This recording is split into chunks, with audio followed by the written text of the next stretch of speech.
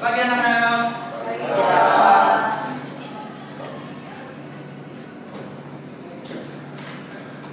Apa kabarnya? Baik, Pak. Puasanya siap semua?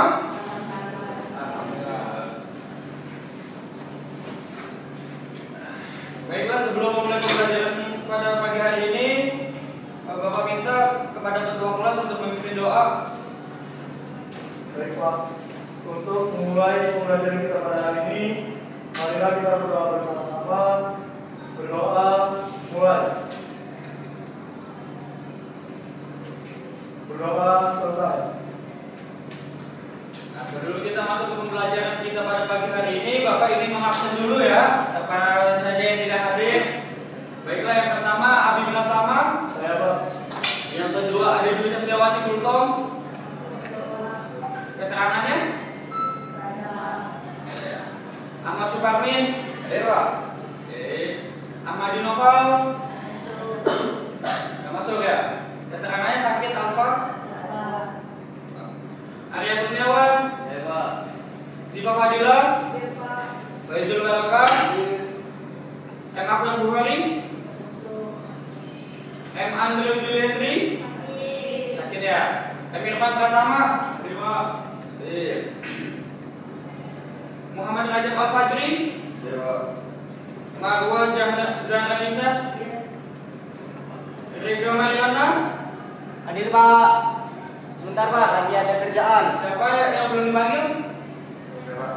Ya, Sulistiani, Rizky Pratiri sama Rehan ya. Nah, kita sekarang di pertemuan kedua yang akan membahas tentang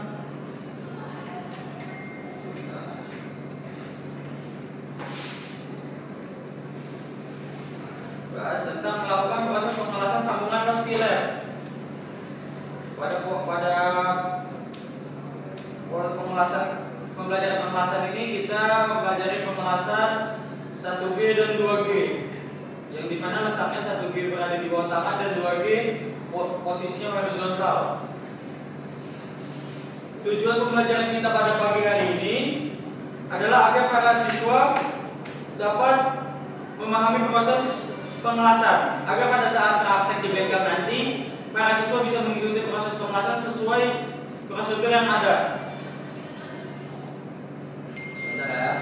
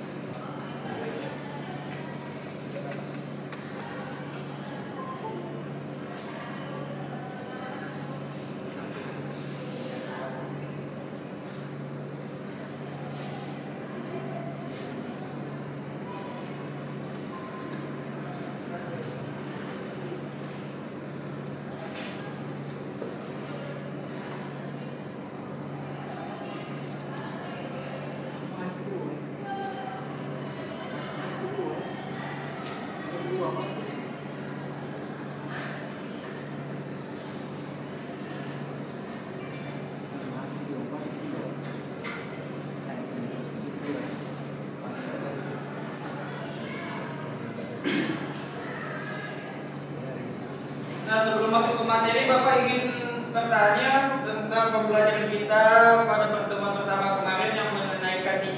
Di sini masih ada yang ingat apa itu K3?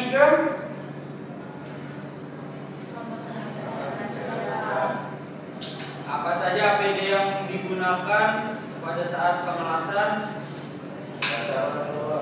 Ya,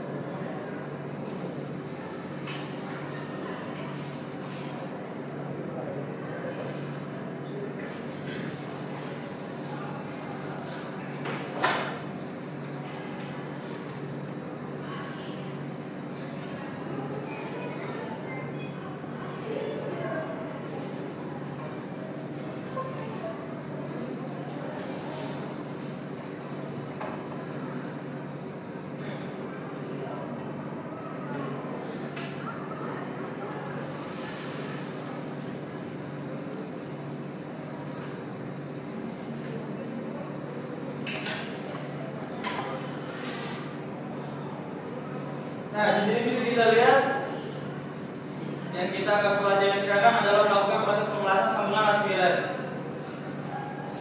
Yang pertama, ini pengetahuan yang diperlukan dalam melakukan proses pengelasan sambungan aspirat. Nah, yang pertama di sini ada menghilangkan tekwel atau las cantum sesuai prosedur. Di sini ada yang sudah tahu tekwel itu apa? Nah, tekwel ini fungsinya untuk mengeratkan sebelum mengelas. Ada spidol?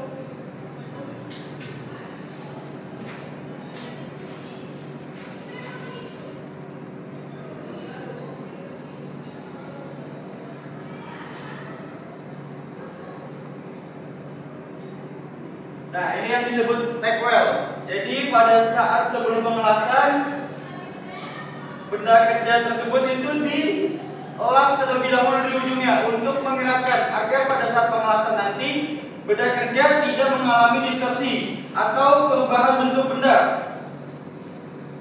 Dan untuk tekwel itu sendiri dilakukan di luar benda kerja, bukan di dalam benda kerja di bagian dalam atau di bagian tengah, tapi di bagian luar. Mengapa di tekwel di bagian luar?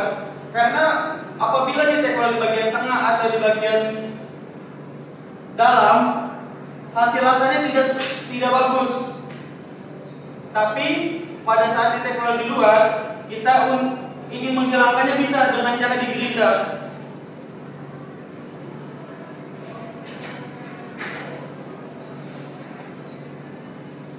Nah, di sini ada cara tekwel yang salah. Nah, bisa dilihat. Nah, ini tekwel yang salah ya, bisa dilihat ya. Tekwel yang salah di dalam sini, posisi di dalam. Nah, ini di dalam. Nah, mengapa dibilang salah? Karena pada saat pengelasan nanti hasilnya tidak bagus. Nah, hasil ininya harusnya di tekwel itu kan untuk menggerakkan. Pada saat dia di tekwel di sini, dia akan mengalami distorsi sehingga benda kerjanya bisa berubah bentuk. Yang tadinya mungkin bentuknya lurus seperti ini akan miring seperti ini. Jadi di tekwelnya harus di luar agar benda kerja tersebut mantap dan tidak mengalami distorsi. Untuk ampere yang digunakan tekwel itu beragam, tapi biasanya yang digunakan sekitar 85 sampai 100 ampere. Karena kita di sini hanya untuk mengaitkan, bukan untuk mengelas. Jadi digunakan ampere yang tidak terlalu tinggi.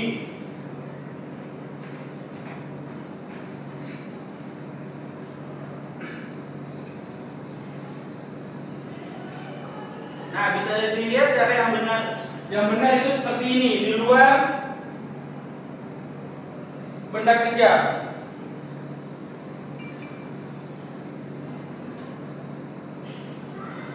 Karena hasil yang didapatkan akan lebih bagus. Dan apabila ini digerinda juga tidak mengganggu hasil pengelasan yang ada di tengah.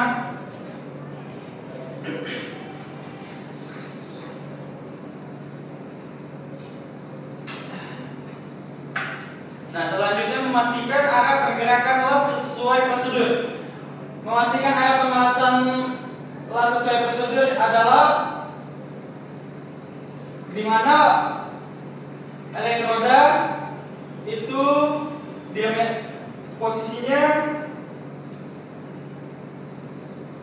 diameter luar elektroda untuk pengelasan. Jadi jarak antara benda kerja dengan elektroda itu adalah diameter luar pengelasan. Jadi tidak terlalu menempel dan tidak terlalu mengangkat.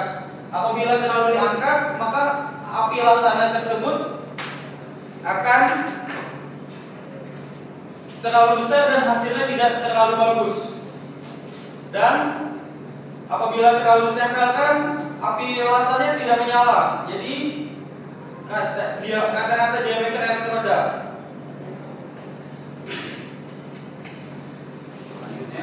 Nah, ini dia arah dan gerakan elektroda. Ada yang tanpa diayun zigzag atau diayun setengah lingkaran. apabila plat yang kita las itu mempunyai jarak yang mempunyai gap yang terlalu jauh, mungkin sekitar 3 mili, itu kita bisa menggunakan posisi diayun atau zigzag agar seluruh permukaan benda tersebut itu terisi penuh dengan elektroda. Bukan berarti tidak bisa menggunakan yang tanpa diayun ini. Bisa menggunakan tanpa diayun, hanya saja prosesnya lebih lama, bisa 2 sampai 3 kali penarikan. Tetapi untuk yang diayun zigzag ini, dia hanya membutuhkan 1 atau 2. Dan yang diayun setengah lingkaran ini, dia hanya membutuhkan 1 kali gerakan, satu kali tarikan. Jadi tinggal kalian pilih mau yang diayun zigzag, tanpa diayun zigzag atau diayun setengah lingkaran, sesuai gerakan tangan kalian masing-masing. Karena pengelasan ini membutuhkan konsentrasi dan juga kelihayan tangan kita untuk mengelas. Apabila kita belum bisa untuk diayun zigzag atau diayun setengah lingkaran, kita bisa mempelajari yang tanpa diayun dulu. Jadi hanya ditarik saja. Tetapi memang memakan waktu lama dan lebih banyak menghabiskan elektroda dibandingkan dengan yang diayun zigzag dan diayun setengah lingkaran.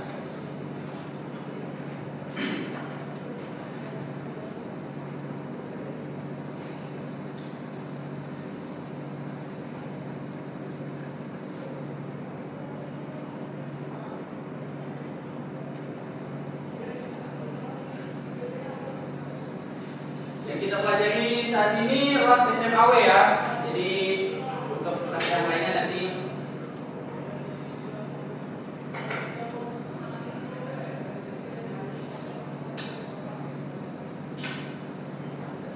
Nah, menjaga kestabilan busur las sesuai prosedur pada posisi.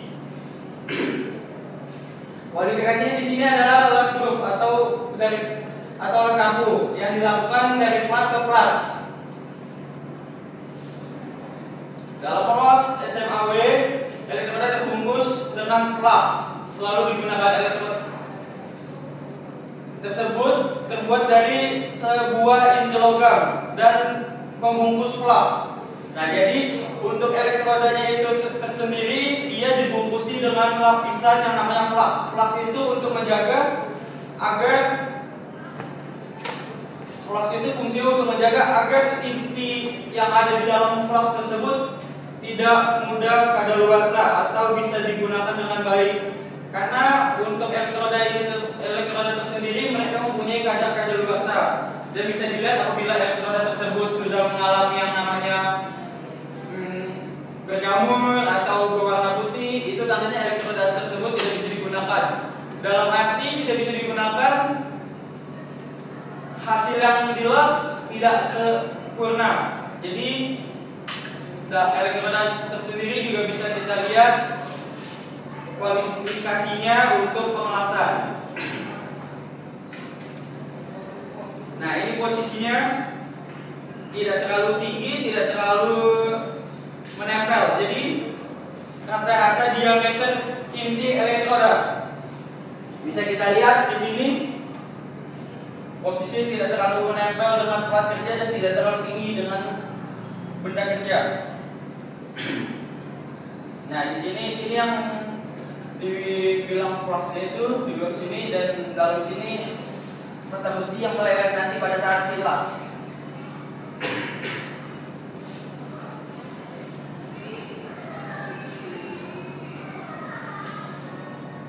Pada pengelasan tegangan busur dapat diperiksa secara tidak langsung dengan pemeriksaan panjang busur pengelasan dan lain-lain. Tegangan busur pengelasan yang dianjurkan untuk las busur kawat las terbungkus adalah sekitar 30 volt. Nah, mengapa 30 volt? Karena sesuai dengan diameter elektroda dan juga sesuai dengan plat yang digunakan. Apabila plat yang digunakan itu berdiameter 2 mili atau 3 mili, biasanya digunakan elektroda yang berukuran 2,6 mili atau 1,2 mili. Karena apabila digunakan yang terlalu tinggi sekitar 3,6 mili, maka benda kerja tersebut akan mengalami yang namanya meleleh. Jadi benda kerja tersebut akan mengalami perubahan benda. Nah, jaraknya busur diharapkan sama dengan diameter kawat inti elektroda atau D sama dengan L. Bila jarak busurnya sama dengan diameter kawat inti elektroda, maka cairan dari elektroda akan mengalir dengan baik dan mengendap dengan baik. Nah, sehingga pengaruh dari hasil lasan antara lainnya menghasilkan rigi hasil las yang baik dan halus, tembusan las yang baik berpaduan dengan bahan dasar yang baik, percikan terang yang dihasilkan selama pemulasan halus bila jarak nyala busur las lebih besar. Nah, mengapa tidak terlalu tinggi dan tidak terlalu rendah? Karena apabila terlalu tinggi, maka akan mengalami yang namanya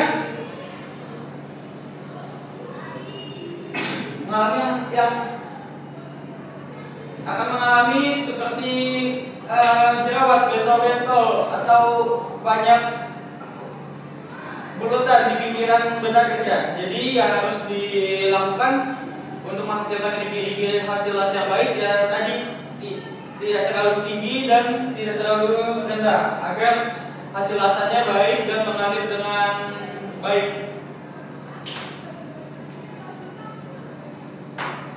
Nah, ini kemungkinan terjadi terperangkap tinggi, rigi las lebar dan kekuatan rendah. Nah, bila hal tersebut terjadi, maka akan terjadi pembekuan terhadap bagian ujung elektrodanya dan pada lasan akan berakibat sebagai berikut. Nah, apabila tidak sesuai dengan prosedur yang dianjurkan, maka hasil lasnya pun tidak sebagus yang kita inginkan. Seperti rigi-rigi pada hasil lasan tidak akan rata, tembusan las yang dihasilkan tidak akan baik, jalur lasan terlalu kecil, percikan kerak berbentuk bola dan kasar. Rigi las sempit dan mengembung las karena oksidasi dan titrasi.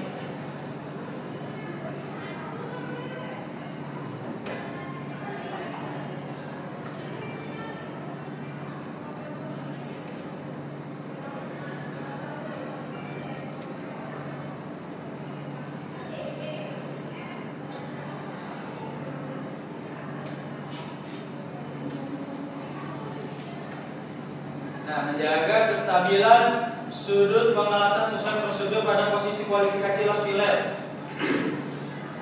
Nah, di sini ada yang namanya posisi flat atau di bawah tangan atau satu B ya.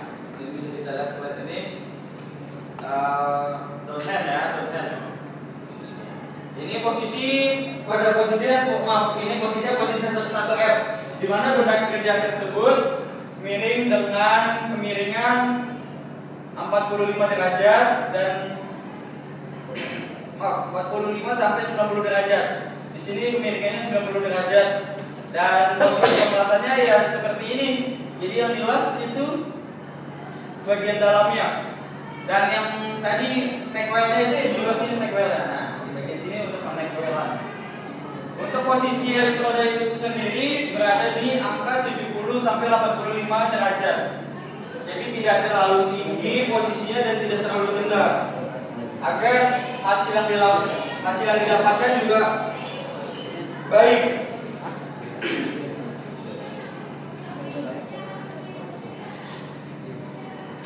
Nah, di sini posisi sambungan, posisi horizontal sambungan T. Bisa kita lihat di sini sambungan T, kabut T ini posisi horizontal atau posisi 2G. Nah, bisa kita lihat di situ elektrodanya berposisi sekitar 45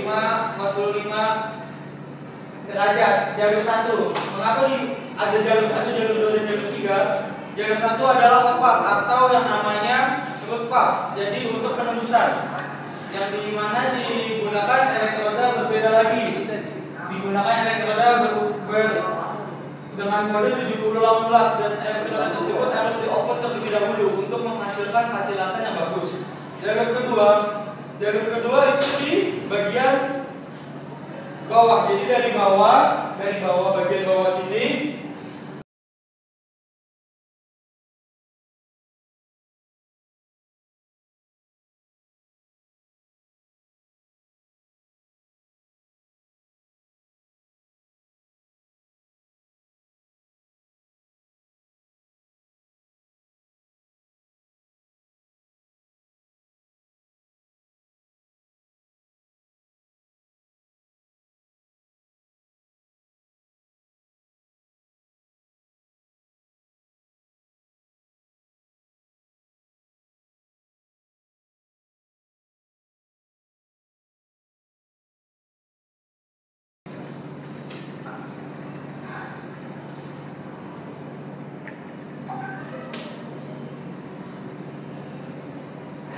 Ya, silakan Karen. Apa yang harus diperhatikan dalam pengelasan? Apa yang harus diperhatikan dalam pengelasan?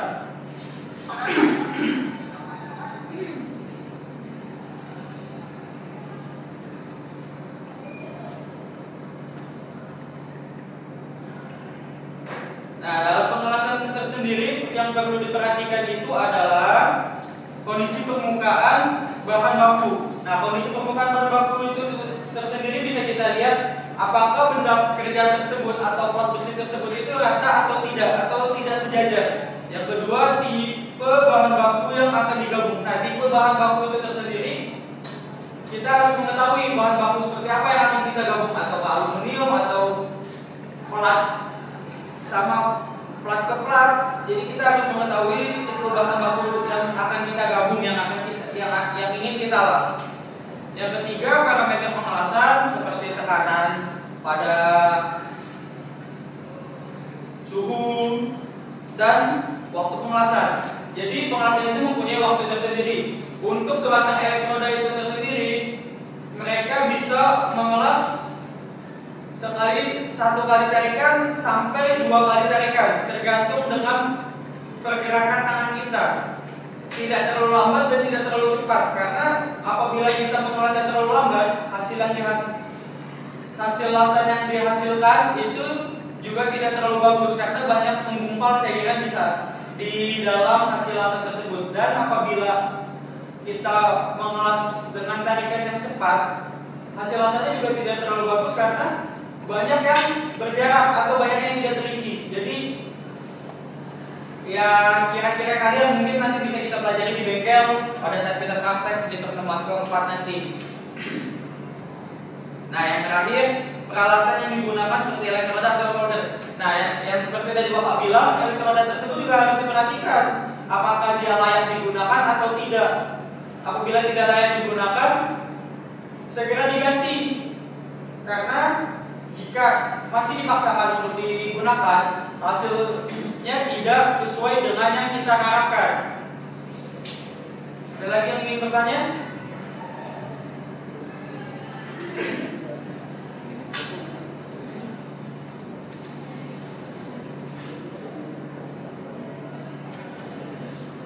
Sudah ya? Tidak ada yang ingin bertanya lagi ya? Nah, baiklah, Bapak ingin menanyakan apa ya, sudah ada yang tahu kesimpulan pada pembelajaran kita pagi hari ini? Nah, jadi kesimpulan pada pembelajaran kita pagi hari ini adalah kita mengetahui prosedur pengelasan sebelum kita masuk ke bengkel nantinya, agar kalian semua pada saat ke bengkel nanti tidak mengalami yang namanya kebingungan. Oh, tadi kita nih ngelasnya awalnya seperti apa, kita awal ngelasnya itu bagaimana, apa saja yang harus dipersiapkan. Nah, tujuan pembelajaran kita pada pagi hari ini adalah untuk mengetahui hal itu, agar kita tidak grogi atau tidak gugup pada saat melakukan praktek pengelasan di bengkel nanti. Nah, untuk materi selanjutnya yang akan kita bahas nanti, mungkin kita bisa langsung ke bengkel dan kita bisa langsung praktekkan bagaimana cara pengelasannya. Baiklah, berhubung waktunya juga sudah habis, jadi kami minta kepada ketua kelas untuk pimpin doa.